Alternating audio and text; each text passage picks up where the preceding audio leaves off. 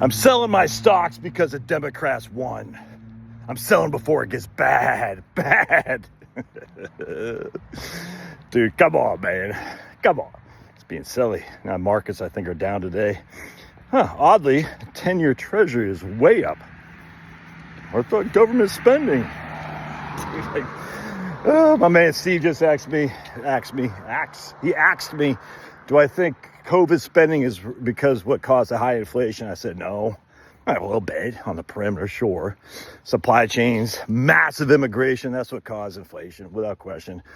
You got a huge increase in demand, a lessened, declining increase in the supply, inherently inflationary. It's not because of the cash that the government is spending or printing, it's because of the immigration and the supply chains. I'm literally just reading this book, by the way, on the Grovetown, New Hampshire. It's called You Had a Job for Life by a guy named Jamie Sayin. It's a great blast of histoire with real live people they interviews.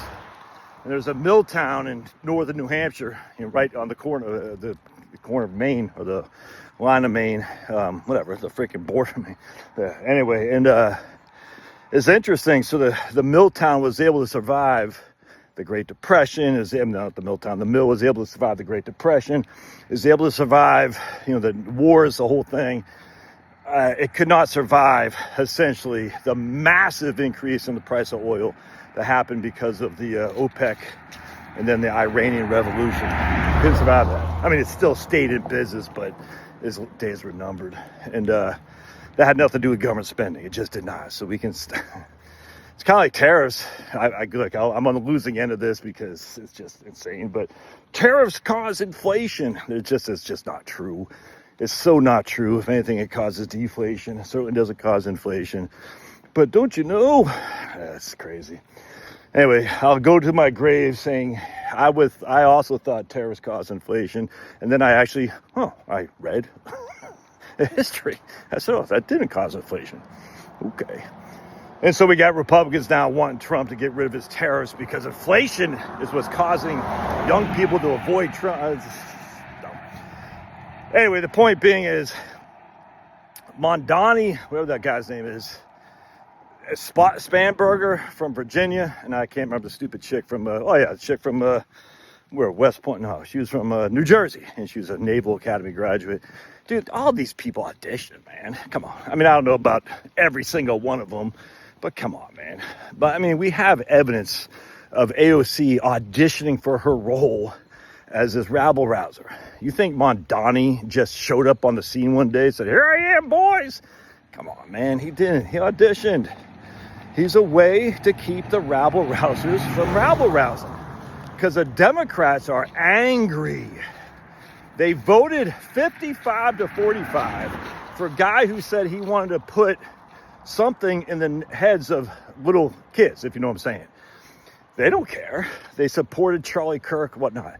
So the powers that be recognize they got to give these people some bones, man. And why not do it in New York City? The financial capital of the world? Do it there. At least I'll make people think that something's going to change and solidify them for a couple election cycles, and they'll do the whole thing again. It goes back and forth. The powers that be don't relinquish power because of a Mondani. The markets don't just collapse because of Abigail Spanberger, because she's a CIA plant, dude. Come on, literally an agent.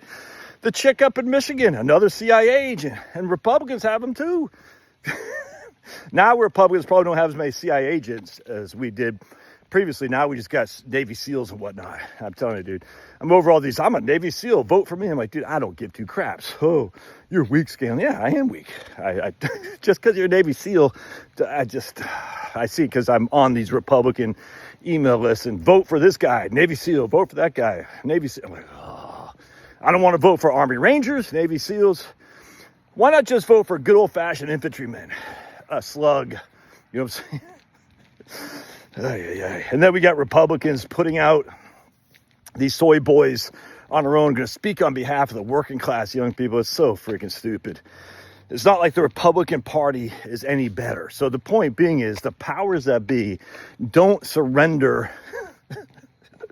their wealth because of a couple rabble-rousers in New York City and AOC and Mondami when they are part of the system. They just don't, dude. Come on. Are you not familiar with how bad it was in the 70s in the United States? How bad it was. Dude, the Weather Underground. I mean, the Puerto Rican terrorists. We had terrorists left and right. Never mind the freaking blacks in Philadelphia. The MOVE operation. Oh, we had terrorism on steroids in the 70s. Marcus still performed. They had the Red Faction in Germany. Marcus still performed. Now, you can sell your stocks. I don't care. I mean, I would say if you're going to sell them, don't sell them because Mondami won, for heaven's sake. You sell it because we've had such a huge run for the last 15 years that can't keep going. It just can't. That doesn't mean it's going to fall to nothing. I don't say that in the least. I'm going to do another video later on today showing you how insane it is, this idea we're in a bubble. Ooh, by the way, just listen to this guy's video who's from Dutch. Was it Holland, Netherlands, something like that? Wait, Holland's, Netherlands, Dutch. Why they got three? Is that same thing? Dutch, Holland, Netherlands? I don't know what that is. Anyway, he's Dutch. He said, dude, the Dutch tulip thing that everyone talks about didn't happen. I mean, he said it happened a little bit, but not nearly to the extent that people talk about. And he went back, because he can read whatever that language is, and he said, I'm looking back at source documents. Hardly anything talk about Dutch tulips. I said, ooh, you're saying they're lying to us by history? That's crazy, Josh. Anyway, sell your stocks you want, but don't sell them because Democrats are. Dude, if you actually look at history, market does better under Democrats than Republicans. Just fact. Now, I don't like Democrats. I don't like Republicans. But I'm a Republican just because, well, I can't really get too deep into it because people might hear this and want to ban me. But I'm a man, a certain persuasion, if you know what I'm saying. I believe in Jesus. I'm married. You know, let's put it this way. I like women. And I also like to, at the end of the day, be incentivized for hard work. And the Republicans still at least hold true to that incentivization for hard work. For the Democrats, like, nah, dude, come on over this country. It's all cool. Just sit back. We'll feed you. We'll provide you housing while our own citizens are suffering. It's all good. As long as you allow us to use whatever bathroom we so choose. And I'm like, okay. I don't want anything. Oh, by the way, you can have abortion at 9 months. It's cool, man. What? It's just a fetus. It's just a clump of cells. Some evil stuff there, man. I can't support that evil. Of course, Republicans are better, but not that much better. But they're better. If it wasn't for Trump, we'd still have Roe v. Wade. And Roe v. Wade just takes a murdering of unborn babies and puts it on the states. And that's better than what we had before, but still a murder of unborn babies for sure. I can't support that crap. And of course, if you're a pro-life Democrat, there ain't no such thing anymore. You've been hounded out. Just see Bob Casey in his 96, I think it was a 96 Democrat convention. They said, no Bob Casey. I think it was 96. Anyway, so look, you can sell stocks if you want, but the idea that Mondami and Abigail Spanberger and whatnot are the omens for future declines. Okay, I mean, I could be wrong. I've been wrong many times. The only time I was right is asking my spouse, Charlotte, to marry me. And of course, she was wrong by marrying me. She said, yeah, okay. I think I go back. I said, were you drunk that day? She goes, I don't even remember saying yes. I said, I got it on videotape. I have it on my cell phone.